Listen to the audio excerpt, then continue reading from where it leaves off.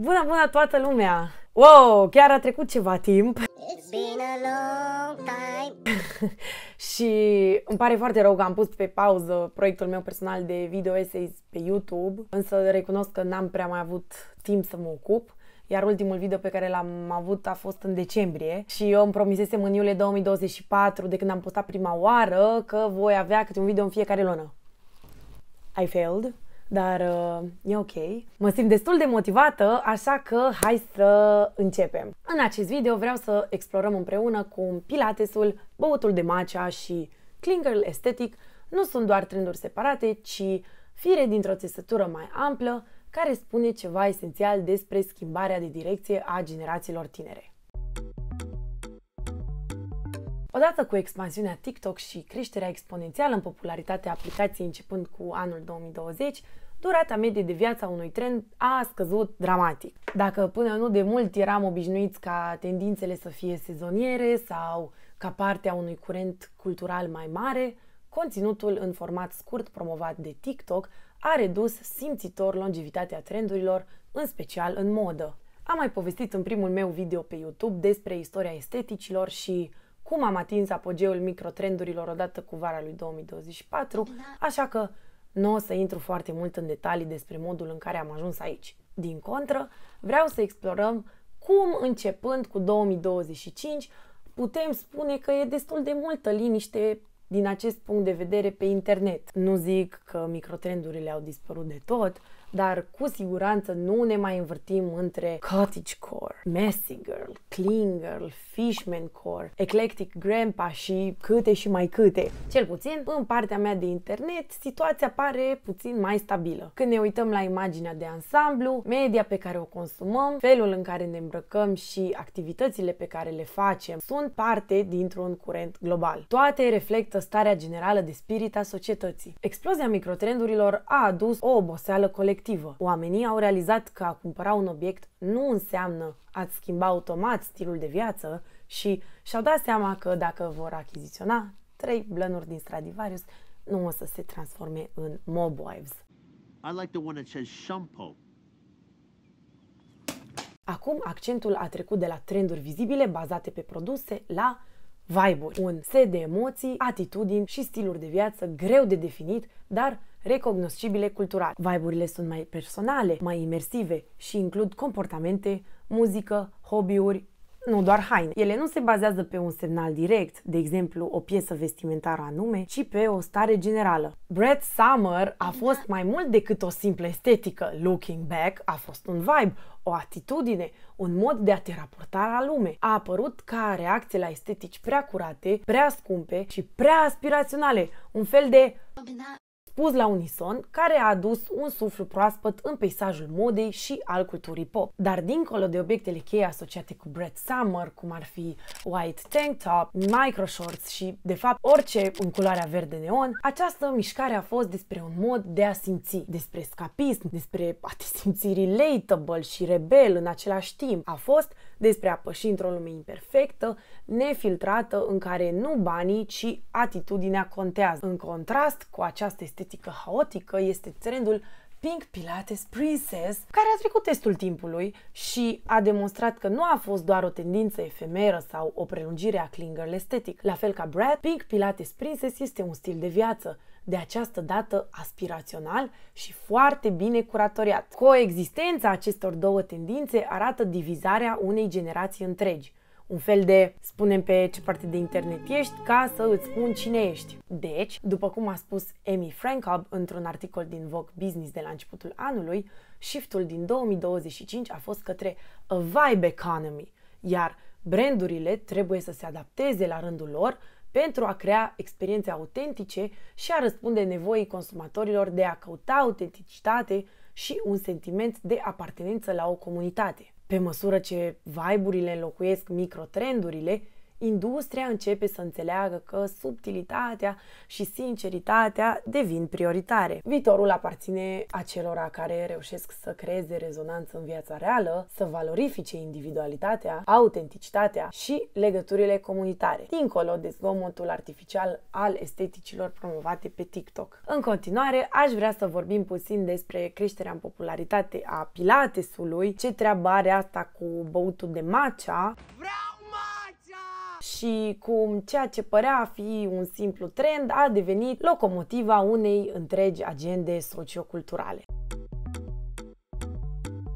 Înainte de a fi cunoscut ca un sport în sine, Pilates a fost un domn. Mai exact, Joseph Pilates, născut în 1883 undeva aproape de Düsseldorf, în Germania. Pilates a fost un copil bolnovicios, condiție care i-a trezit curiozitatea pentru sport încă de mic, din dorința de a-și îmbunătăți sănătatea fizică. În 1912 s-a mutat în Marea Britanie, unde a lucrat ca boxer profesionist, acrobat de circ și instructor de autoapărare pentru detectivii de la Scotland Yard. Odată cu izbucnirea primului război mondial, a fost închis în calitate de inamic străin. În timpul detenției a început să dezvolte o nouă metodă de exerciții și condiționare fizică, care avea să devină cunoscută sub numele de Pilates.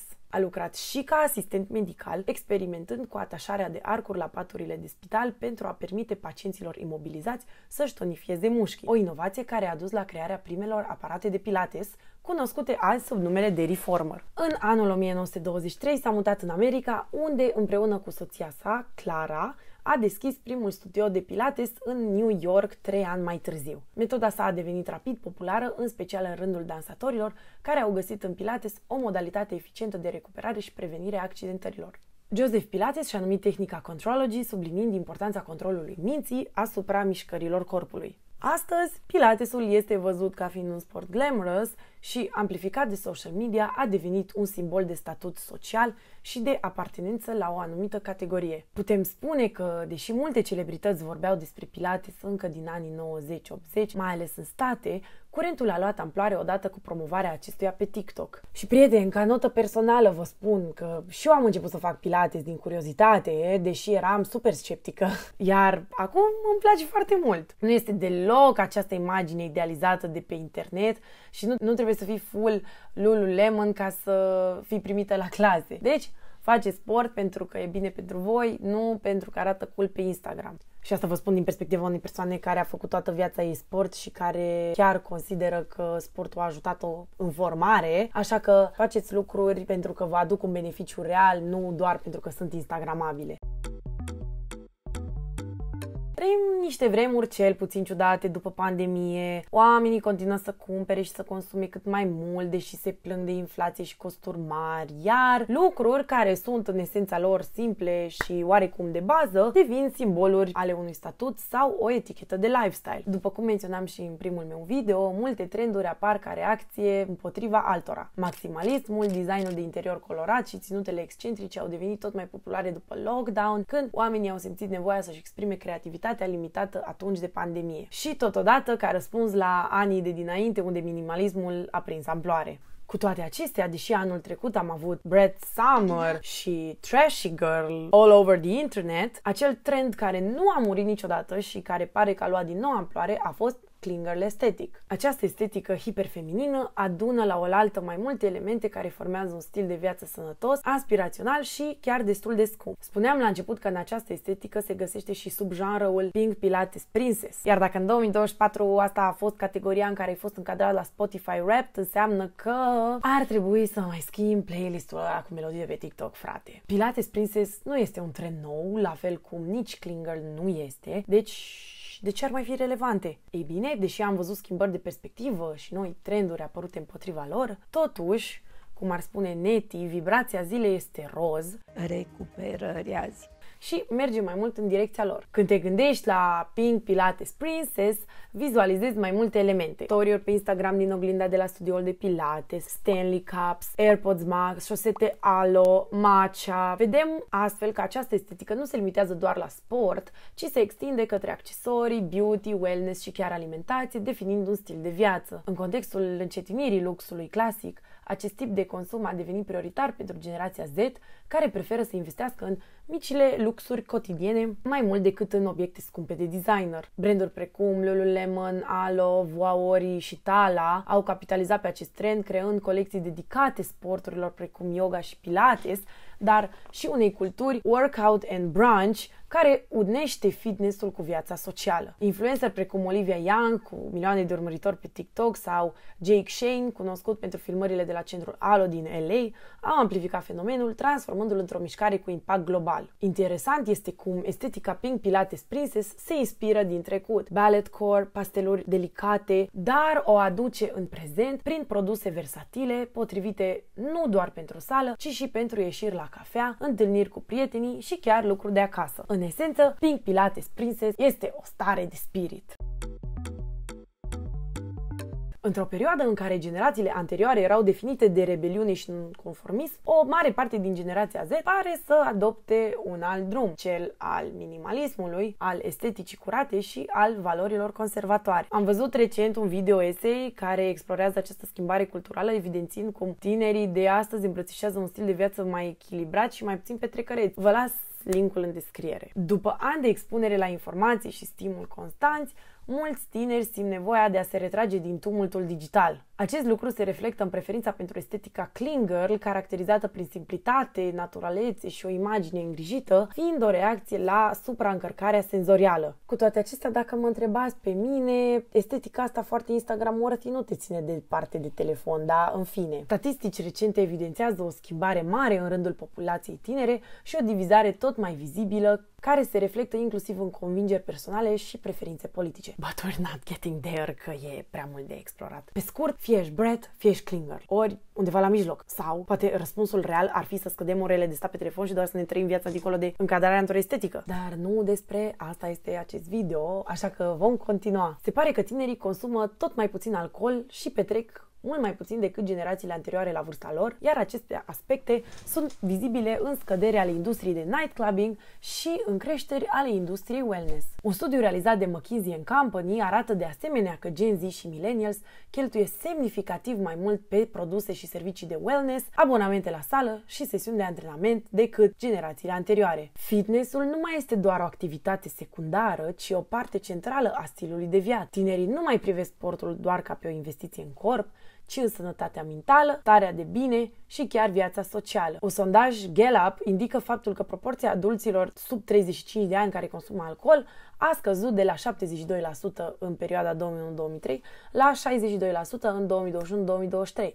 Această tendință reflectă o schimbare culturală profundă în care moderația și conștientizarea înlocuiesc excesele trecutului. Această schimbare nu este doar o modă trecătoare, ea face parte dintr-o tendință mai amplă de consum conștient, unde generația Z reevaluează nu doar alcoolul, ci și sănătatea mentală, sustenabilitatea și propriile obiceiuri sociale. Cluburile nu mai reprezintă un must al tinereții. Pentru mulți, distracția reală înseamnă conexiuni autentice, sănătate emoțională și activități care aduc o bucurie pe termen lung, nu doar amintiri dintr-o noapte de party. În locul băuturilor alcoolice, se pare că tinerii optează pentru mocktailuri sofisticate, care oferă experiențe similare, fără efectele negative ale alcoolului. Barurile și restaurantele răspund acestei cereri, introducând meniuri dedicate băuturilor fără alcool. Evenimentele sociale se transformă, punând accent pe conexiuni autentice și activități care nu implică consumul de alcool. Și astfel ajungem la băutura momentului, care este nimeni alta decât matcha.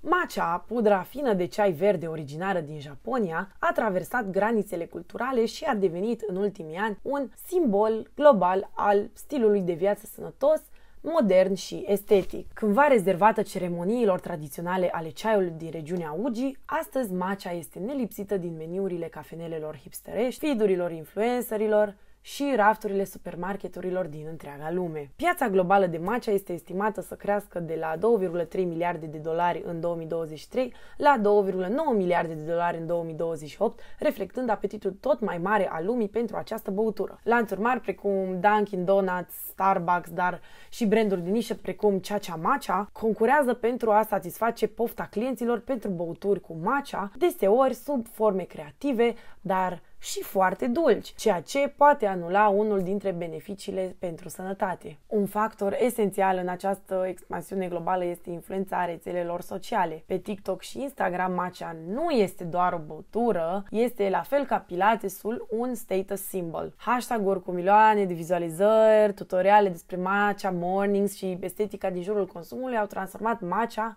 într-un lifestyle în sine. Pe lângă aspectul fotogenic, matcha vine și cu un set impresionant de beneficii pentru sănătate. Cu toate acestea, modul modern de consum în lateuri, bubble tea sau deserturi poate diminua aceste efecte din cauza adaosului de zahăr și arome artificiale. Versatilitatea matcha este unul dintre atuurile sale. Poate fi integrată în băuturi calde sau reci, în rețete dulci sau sărate și chiar în cocktailuri. Fie că o consum casual, cu un spumator de lapte și lapte de migdale, fie că alegi experiența autentică cu un bol japonez. Calitatea pudrei face diferența. Matcha de grad superior oferă un gust vegetal, neted și o culoare verde vibrantă, în timp ce variantele ieftine tind să fie astringente și de un verde spălăcit. Însă această expansiune rapidă vine cu un cost. Industria japoneză a ceaiului, sursa principală a matcha de calitate superioară, se confruntă cu limite structurale serioase. Frunzele de tencea din care se obține matcha se recoltează doar o dată pe an, iar procesarea lor este lentă și artizanală. În plus, numărul cultivatorilor de ceai din Japonia a scăzut dramatic în ultimele decenii, iar extinderea producției nu este o soluție rapidă. Arborii de ceai au nevoie de ani pentru a ajunge la maturitate. În toamna anului 2024, această tensiune a devenit vizibilă. Companii de renume din Kyoto, precum Ippodo și Marukuyu Koyamaen, și da, m-am chinuit să pronunț asta, au fost forțate să limiteze achizițiile și să facă față rafturilor goale, o premieră istorică.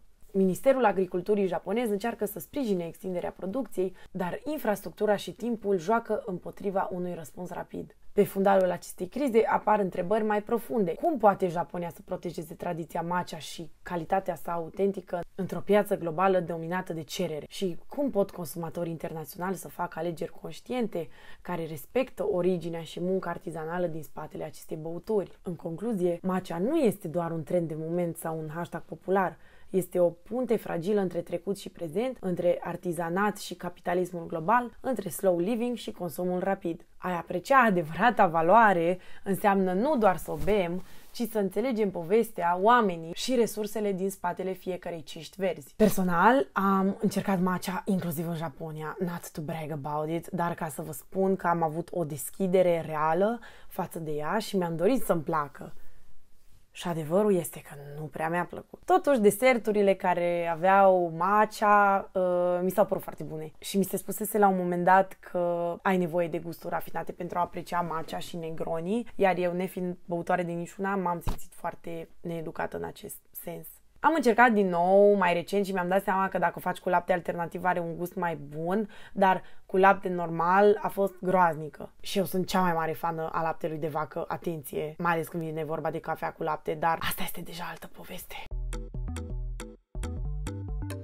Privind la boom-ul de pilates, matcha și clingerle estetic, vedem conturat un portret clar al unui shift cultural profund. Generațiile tinere, în special Gen Z, prioritizează echilibrul, sănătatea mentală și ritualurile zilnice atent curatoriate. Pilatesul devine un simbol al disciplinei, matcha un semn al alegerii sănătoase și estetice, iar clinger pare cu adevărat zeitgeistul post-Covid. Înclinarea balanței spre moderație, quiet luxury și un stil de viață potolit are totuși și conotații negative. Deși nu ne aflăm într-o recesiune așa cum ar încadra-o economiștii, internetul vorbește despre cum inflația și scumpirile au transformat basic stuff în lucruri opționale după buget. Iar faptul că oamenii consideră că este un lux să bei matcha, it's a sign of recession. Dar asta este cu tot o altă discuție și vă recomand să căutați pe net ce înseamnă acest trend cu a sign of recession. De asemenea, trendul clean girl este la bază o mișcare antifeministă care consolidează stereotipuri despre cum femeile trebuie să arate și să se comporte. Pilates pentru că sala îți face mușchi prea mari și o să arăți ca un băiat, ceea ce nu e atractiv. Bea matcha pentru că alcoolul și cafeaua sunt vicii și unei fete nu îi stă bine cu vicii și alte narative pe care le tot auzim de ani și ani de zile sub alte forme. Știți vorba aia, the devil never dies, it just reinvents himself. Desigur, acest shift cultural nu a rămas fără reacții. Fenomene ca Brat Summer au apărut tocmai ca mici explozii de revoltă, binevenite și apreciate de masele care nu se regăsesc în esteticile ultracuratoriate. Însă văzând statisticile și simțind vibe-urile perioadei în care ne aflăm, ne întrebăm dacă nu cumva o fi fost mai mult o sclipire de moment și nu o mișcare suficient de puternică pentru a inversa direcția de ansamblu. Din punctul meu de vedere, este interesant să analizăm tendințele și să vedem încotro ne îndreptăm, însă mai important este să nu trăim doar ca să ne încadrăm într-un grid de la camera foto și să păstrăm un echilibru în tot ceea ce facem, inclusiv în consumul de internet. Despre asta era vorba, parcă nu? Echilibru, care înseamnă și fun, și sport, și relaxare, și muncă. Și evident, tot ca notă personală, vreau să adaug faptul că eu cred că tot acest curent de a avea un stil de viață perfect este tocmai rezultatul unui overconsumption de media și de social media și scuza că vrem să ne deconectăm și apreciem experiențele reale vin tot dintr-un fatig de a fi chronically online. Și poate că uneori mi-aș dori să nu știu atât de multe lucruri care se întâmplă pe internet și toate trendurile posibile, dar acolo trăiesc pe un algoritm de TikTok și cred că e un pic scary, iar anul trecut părea că lucrurile merg în total altă direcție față de acum, deci cred că este puțin greu să faci trend forecasting. Și totuși, datele și statisticile pe care le găsim arată că asta este direcția reală în care ne îndreptăm ca generație tânără, care pare că a îmbătrânit mai repede decât celelalte generații anterioare. Voi ce părere aveți? Care este direcția pe care credeți că merg generațiile tinere? Guys, asta a fost. Sper că v-am adus câteva informații noi și dacă nu, sper că măcar a fost un video enjoyable. Eu mi-am dorit foarte mult să postez video ăsta până mai avem matcha în cafenele, că apoi ar fi fost total irelevant. Și oricum e un pic late to the party, dar v-am zis că n-am reușit să mă organizez mai repede. În fine. Vă mulțumesc mult că ați ajuns până aici și până data viitoare ne vedem pe Instagram și pe TikTok, unde o să încerc să postez mai des. Iar reminderul pentru săptămâna asta este să fiți curioși și să faceți alegeri bazate pe ceea ce simțiți voi, nu pe ceea ce vedeți pe internet, chiar dacă e foarte greu. Pupici și ne vedem, sper eu, peste o lună cu un nou video și o nouă temă de discutat. Bye bye, la revedere și nu uitați că găsiți toate linkurile și sursele în descrierea videoului dacă vreți să citiți mai multe